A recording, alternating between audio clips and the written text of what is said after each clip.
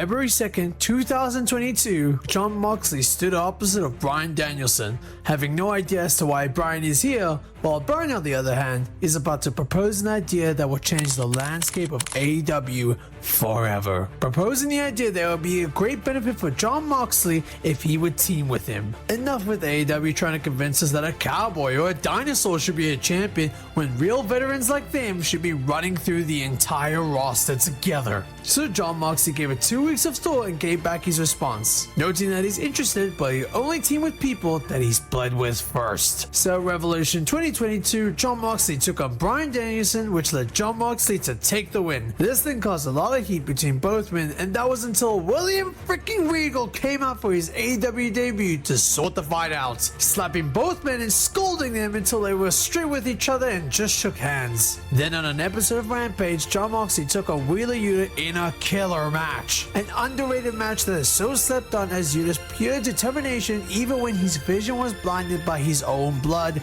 was keeping him in the match. But even in defeat, the group saw potential in Yuta and invited him to the group, to which Yuta accepted, and this was the start, the creation of the Blackpool Combat Club. Hola everyone, my name is Nando, and for today's video we're going to be looking at AEW's top faction known as the Death Riders, and why I think they're a faction done right. Now let's cut all the yap and get on with the video. So they pretty much established Bryan's vision for the group as they pretty much try to run through anyone that was in their path in AEW, creating what was slowly becoming AEW's new dominant faction. And with the newly formed inclusion of Claudio Castagnoli, what could stop them now?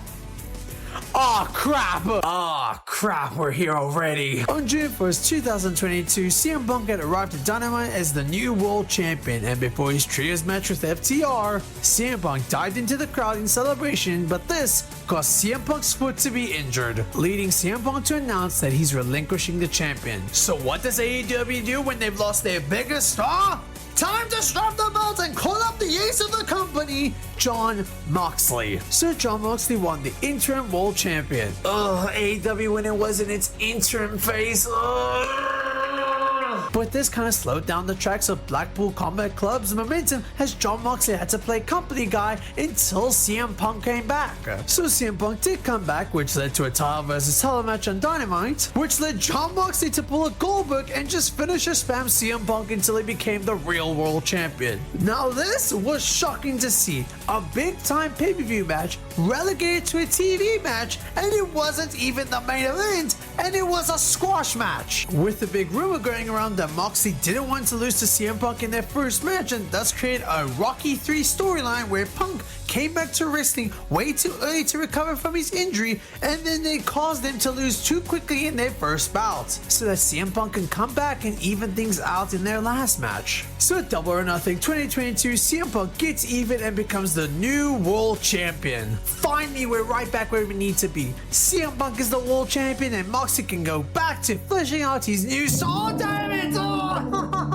Yeah, you know the whole story. So at the end of Double or Nothing, CM Punk made his own AEW pipe bomb by calling out the Elite for trying to throw dirt in his name by perceiving that he played a part in Tony Khan not having any interest in renewing Colt Cabana's contract, due to Colt and Punk no longer being friends and going to court against each other. Then Punk and the Elite had a brawl against each other. There was no real detail as to what really happened, but we do know that Kenny Omega had a bite mark from CM Punk's dog, a Steel. So Tony Khan suspended and relinquished CM Punk off the world champion. So what does Tony Khan do when he's lost his biggest star? Well, call up the ace because we need to strap the belt back to him. So Jon Moxley becomes a 3-time world champion, which is a title he only got to hold for 2 months because MJF defeated him at Full Gear 2022 with the help of William Regal giving MJF the brass knuckles. This was the big turning point of the BCC storyline. It took us a lot of ups and downs, but we're finally here with a big story. What is the BCC gonna do to William Regal? Like they're going to destroy this man for what he's worth and beat him down to a bloody pulp for what he did so that he can swim and drown in his own blood. Oh, I am ready. Oh, wait, never mind. William just announced that he's departing from AEW. And the story reaches no conclusion. Damn Damn it! Then Bryan Danielson went on to be MJF's first challenger for the belt, lost, and then he had to take time off. This group had such great potential, but it just got cursed with bad luck and timing. And it truly devalued the BCC stock as they kind of were just chilling for the rest of 2023 while Mox went on to do such great solo work with his infamous feud with Hangman Page. But the main focus started to turn to Bryan Danielson, who was ready for his final run in pro wrestling, as he entered and won the Owen Hart tournament, granting him a shot at the AEW World Champion at All In. A match that led to Bryan Danielson finally winning a World Champion after 5 long years. We were ready for this run of a lifetime!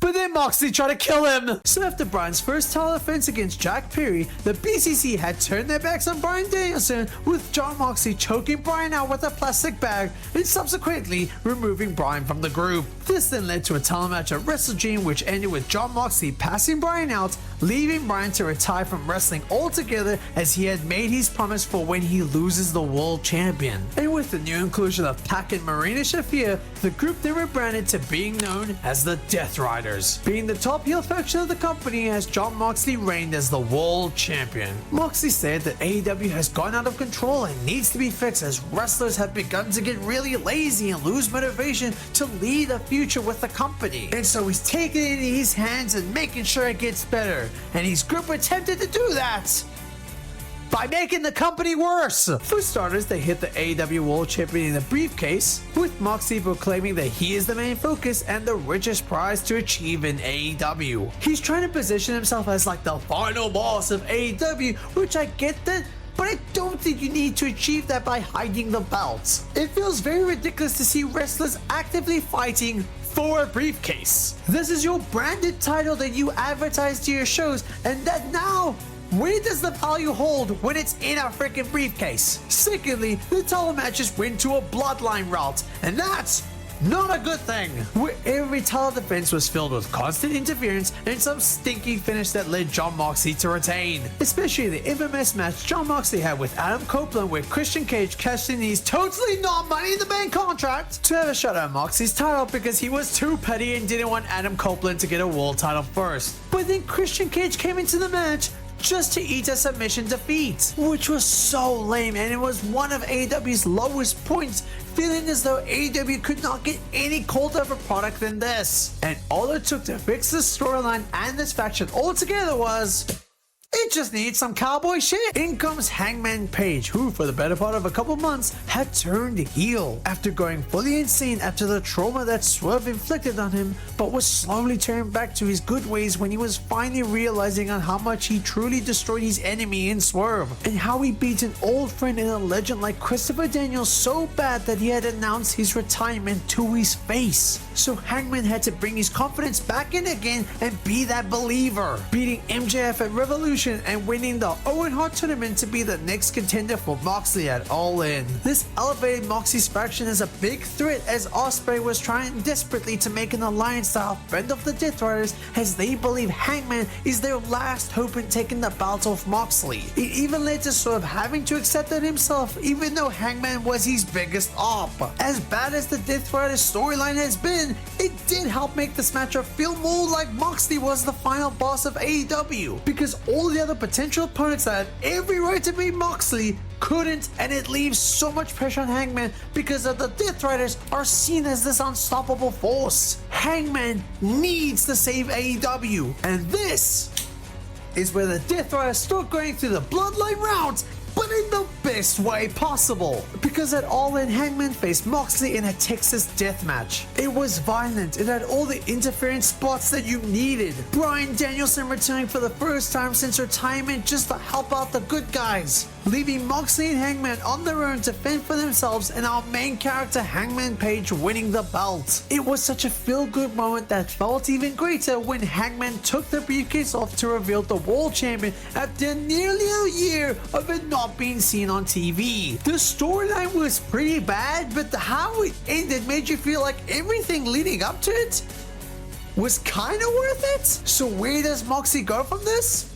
Well, bro's gonna fall off. He went through a big losing streak, losing to Darby, tapping out to Kyle O'Reilly twice. In the Continental Classic, he was losing twice in a row to Takeshita and from his own partner Claudio. So John realized that he had to log in or else he loses everything, and so he did, catching up with some wins for once, which led him landing second place in the tournament behind Kyle Fletcher and still won the tournament and the title. A redemption story motivated by his team and his will to never lose himself in the race, and these matches humbled Jon Moxley so much that he had to cut a promo afterwards and appreciates how amazing and good the roster is. Moxley had become a tweener somewhat, and this moment kinda solidified the Death Riders as the top faction of AEW and truly benefited each member of the group. Marina Shafir doing an excellent job in being Moxley's right-hand manager, and she played her role excellently. Wheeler Yuta being the sniveling, annoying little bastard that always ruins the babyface's momentum in winning. And Claudio, oh my gosh, how did this man from going from a good upper mid-card wrestler to an excellent hitman? The way Claudio was booked made me believe that he could be an AEW World Champion someday. Now, will that really happen? No, not really, but he was still a force to be reckoned with. Anytime a wrestler needs to be wiped off the face of the planet, you knew Moxley had to send in Claudio for that. Then there's Pac, and while he hasn't really offered much into the group, his aggression and style still ties into the group's core in wanting absolute carnage and violence. And Daniel Garcia, who... man, his involvement only makes sense if Bryan Danielson was still there, as Bryan looked up to Garcia, but like, here he's just kind of the dude of the group. And another positive, the creativity they had in entrances. When AEW moved to smaller arenas, it helped the shows not only sound better for the TV shows, but looked better aesthetically. And the Death Riders used that to their advantage because, oh my gosh, look at the aura that these guys have with their unique entrances. They legit feel like box office threats. When Mark Davis was about to break Will Ospreay's neck, the Death Riders came for the save, which gave me absolute chills because you generally get that feeling that this group is more than capable of putting Davis in a body bag. They're doing excellent work with trying to get Will Ospreay into the group by molding him into this aggressive and hungry assassin. And it truly solidifies the story that Blackpool Combat Club couldn't finish in being the top threatening act that could totally rule the company again if they wanted to. And that's all that I have for you folks. Like the video and subscribe as we're on the road to 380 subscribers. I will still be posting WWE videos, but hey, don't worry. If you guys like my AEW video here, let me know, as I'd like to do more of it. I really enjoyed researching for this. But for now, that's all from me.